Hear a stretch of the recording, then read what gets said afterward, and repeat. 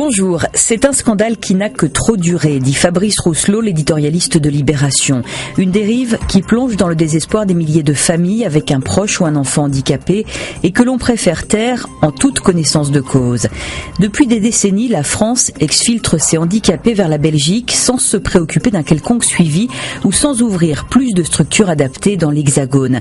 Le résultat, développe le journal ce vendredi dans un dossier spécial, ce sont des usines à Français, un business juteux et des lieux souvent insalubres ou inadaptés, comme ce centre Les Boutons d'Or qu'a visité une reporter.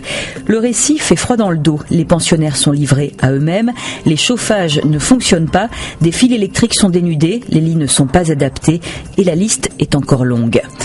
Le Parisien aujourd'hui en France se fâche pour toute autre chose ce vendredi.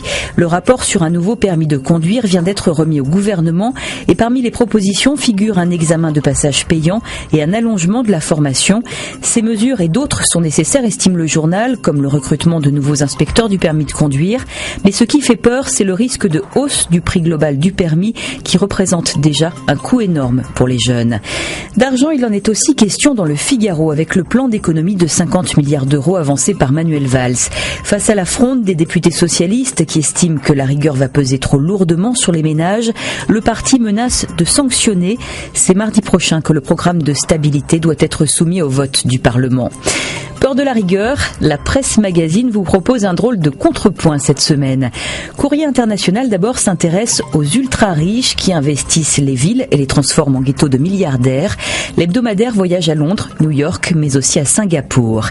Plus près de nous, Marianne pointe du doigt les nouveaux aristocrates. Ils sont petits marquis d'État, barons de la finance, chevaliers de la mondialisation.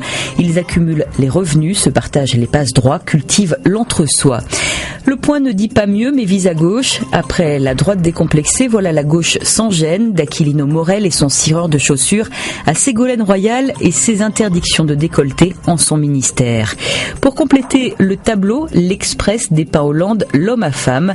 Alors quoi, vous vous sentez loin de ce monde? Réfugiez-vous dans les pages du Nouvel Observateur qui lance une ode aux introvertis. On les jugeait trop réservés, on les découvre originaux, fiables et inventifs. Voilà un peu de baume au cœur et un trait d'humour pour finir, ou quand la politique n'a que ce qu'elle mérite quand elle est croquée par Plantu dans Le Monde. Bonne lecture, bon week-end.